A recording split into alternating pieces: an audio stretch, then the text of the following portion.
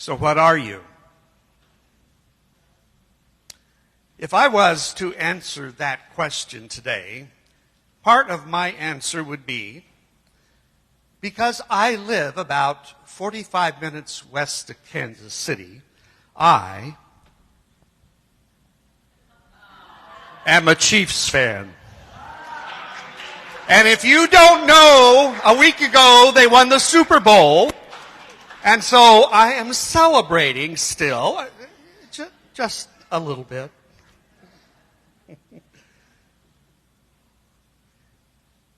But that answer is only really a very small part of an answer to that question of what are you? I, in truth, am a spiritual being, created by divine spirit, whole, perfect, in the image of Spirit itself. And I am having a very human experience. Yeah. Amen, right? So, Gary Simmons, in his book, The Eye of the Storm, that has been the basis of the talks of the last few weeks, describes our human experience as being the way of God. Meaning that we are to express our divine nature that God created in all that we do. And when we are the way of God, we allow unlimited possibilities to become a part of every life situation in which we find ourselves. Now, this same paradigm is true for spiritual communities. We collectively are to be the way of God. And we have great tools and we have great teachings in unity that allow us to be a collective expression of divine spirit. And yet, this is not often our human experience, is it? For myself, I notice that I habitually fall asleep to my purpose and to my spiritual nature. And I lose myself in the very human adventure. And Charles Fillmore, Unity's co-founder, taught that humankind fell asleep when it embodied into the physical world, and that we have not yet awakened. And we can begin our awakening by discovering the answer to that question, what are you? In fact, part of my work with you here as an intraminister is to discover collectively for this community, what are we going to choose to be as we go forward? Now, what I believe about this very human condition in which we find ourselves is that unless we continue to evolve, we will stagnate and we will die. It has taken the activity of spirit countless years to evolve the universe to this moment in space and time. And I find that evolutionary journey a very fascinating one. According to the branch of physics called cosmology, the very first great evolutionary event began 13.8 billion years ago with the Big Bang. And from absolutely nothing, there was suddenly this huge burst of unconnected, frantic energy that condensed over millions of years into the first stars that were huge and that quickly, over just a few million years, became supernovas and exploded and created all of the elements that now make up life. You and I are made up of original star stuff. Then about 4.5 billion years ago, our Earth condensed out of gases around this rather nondescript yellow star that is on the very edge of a spiral galaxy lost among all these many, many billions of galaxies that make up the universe. And the second great evolutionary leap then happened on this small planet about 3.5 billion years ago, when the very first single-cell life form developed. Now, up until now, all of the progression, if you will, the evolution of the universe had been physical matter. Atoms to molecules to stars, et cetera, making planets and things. Now, we have life emerging in the oceans on this world. The evolution of the cell is the very first expression of physical life as we know it. Single cells became multicellular. They evolved into plants and to animals of all kinds, constantly evolving and to fit the conditions available in their environment. And then the third great evolutionary leap happened.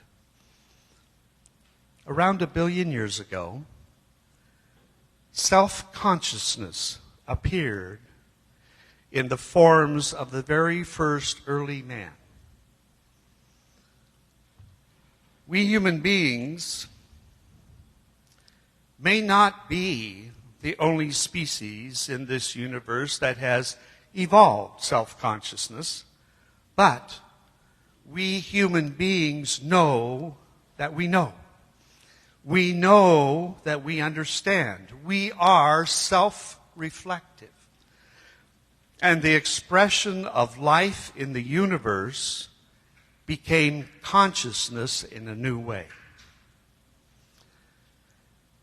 Teilhard de Chardin, 20th century French paleontologist, Jesuit priest, forgive me, and mystic,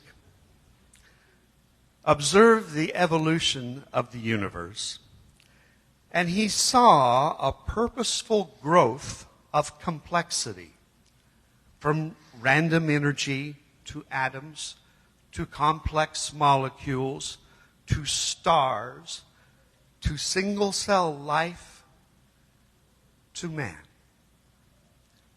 And in that purpose, he saw life as increasing consciousness.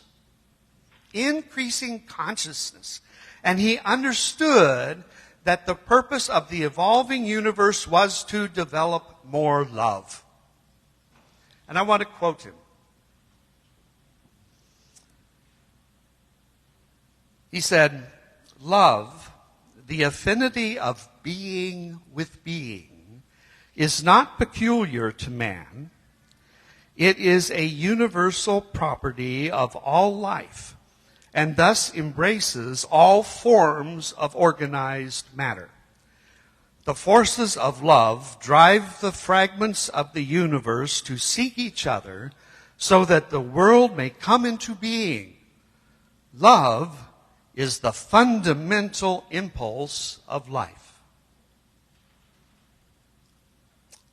The forces of love drive the fragments of the universe to seek each other. Love is the fundamental impulse of life.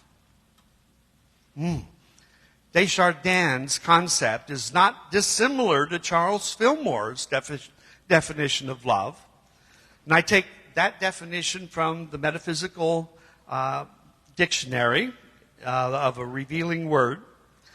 And he says, and I quote Charles, "Love, the pure essence of being that binds together the whole human family, In divine mind, love is the power that joins and binds in divine harmony the universe and everything in it. End quote. Love joins and binds in divine harmony the universe and everything in it. So, whether you are a scientist or a mystic or some combination of both, we are not an accident evolving out of a mindless expansion of physical properties. Rather, we are an aspect of love embodied in human form, and our mission is to bring that awareness into active expression in and as us as we be the way of God. Our work is both personal and collective. This ministry now has a choice to make conscious its journey, its evolution, if you will. And if you want to take a deeper dive into this evolutionary journey idea, I invite you to attend the workshop that I'm going to do this afternoon at 1 o'clock. I'll present information on spiral dynamics and integral ministry and how they kind of connect. But we are challenged to take this idea of our evolutionary journey from the theoretical to an embodied experience. So, how do we do this? How do we take the practice of conscious evolution and make it real in our lives? So I suggest that to consciously evolve, we must wake up, grow up, clean up, and show up. And it begins with waking up. So waking up to this moment, and the next moment, and the next moment, and the next, into that deeper reality that human life is not this thin outer casing, that we are, in truth, spirit. Now, it's really easy for me to stand up here and say this, but to practice it, that's much more difficult. I know how easy it is for me to go through my life on autopilot, acting as if this physical existence was all there was. And I've tried different methods to remind myself during the day. I've tried setting mindfulness bells on my phone to ring on the hour or at some random interval, so that to remind me to stop and to breathe and to, have a conscious thought or an affirmation.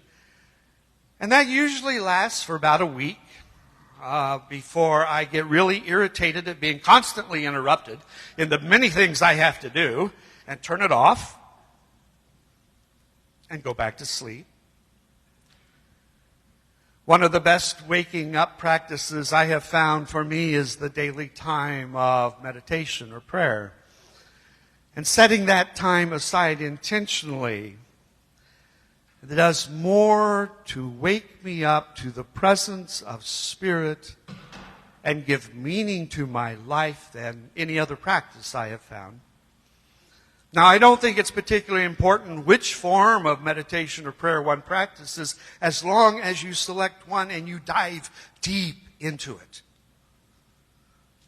When we practice connecting to our spiritual source, we wake up.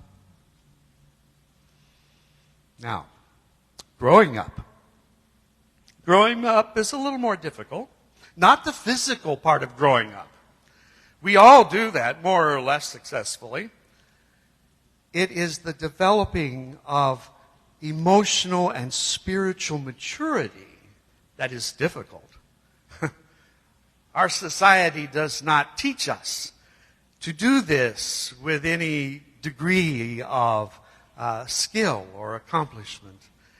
In fact, when we come face to face with someone who has actually evolved into an emotionally and spiritually mature being, we tend to call them heroes or gods. Yeshua Bar Joseph, who we call Jesus. Siddhartha Gautama, who we call the Buddha. Heroes. Gandhi, Nelson Mandela, Mother Teresa, Dr. Martin Luther King Jr. All of these are well-known heroes in our world, in our society. I believe that they were successful because they stayed committed to waking up.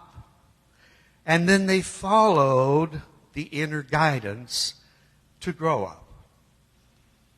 Now, we here at Unity have an additional advantage in that Unity classes and teachings provide a deep understanding of self and world if we will take them and apply them. I remember how transformative it was for my life when I took the 4T class for the second time. Now, the first time I took the class, but I didn't do the work. So the second time was an experience of liberating my sense of abundance.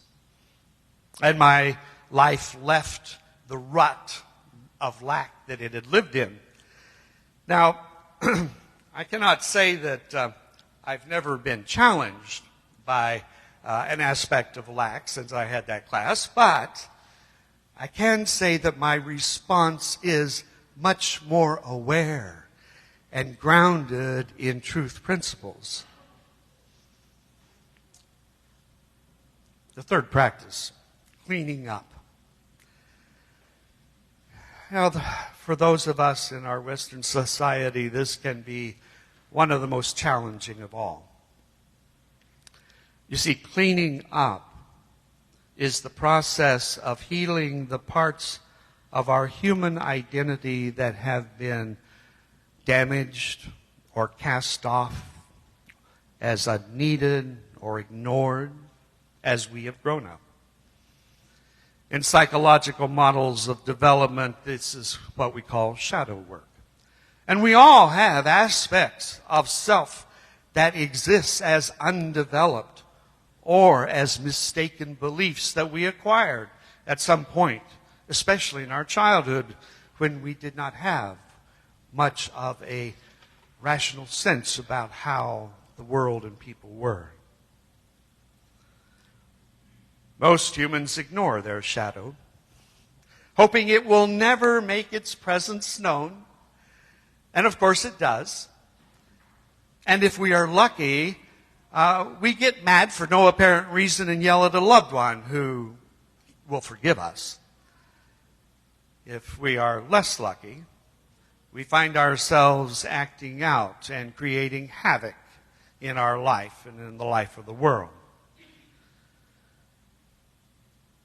It sometimes shows up in very destructive ways. Our country fought a civil war and hundreds of thousands of people died because our shadow of slavery. And we still struggle with that shadow even today. The only way to clean up is to do personal work, to find and to integrate one's own shadow elements. And it's not easy, but it is necessary if we are to heal and to evolve.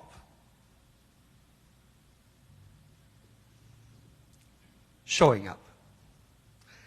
Showing up may be the easiest of the four because it is the one that is outer directed. The first three are all inner work. But showing up is about expressing, about doing my part. If I'm more exact in what I'm saying, doing my part as the way of God. Showing up asks us to use our new understanding of waking up, growing up, and cleaning up in order to discern what is ours to do in whatever life condition we happen to be living. And then we happily, willingly do it. Showing up as the way of God gives one joy. It makes us feel complete. So, what is good practice for the individual is also necessary for the spiritual community. We as a church have before us new possibilities for waking up and growing up and cleaning up and showing up. And like my mindfulness spell, it will be easy to forget unless we have something that consistently pulls us into a new paradigm. So if we are to consciously evolve, we need to keep to the forefront of our awareness our evolutionary purpose. So, like a mission statement, which defines the active mission of an organization, we can use an evolutionary purpose statement to pull us forward into a new paradigm. Now, there's one that is used in the integral ministry concept that is very similar to the Unity of Louisville mission statement that you have right now. And this evolutionary purpose statement says, transforming lives and empowering people to make a positive difference in our world. Let me say that again. Transforming lives and empowering people to make a positive difference in our world. When we live with the intention to fulfill an evolutionary purpose like this, we embody waking up in order to transform lives. We embody growing up and cleaning up in order to empower our life and the lives of others. And we embody showing up as we willingly and consciously make a positive difference in our world. So what are you? Well, you're probably not a Chiefs fan, and that's okay. But I expect that you are evolving to be a conscious way of God, because you are part of the evolutionary power of love that binds and joins together in divine harmony the universe and everything in it. Namaste.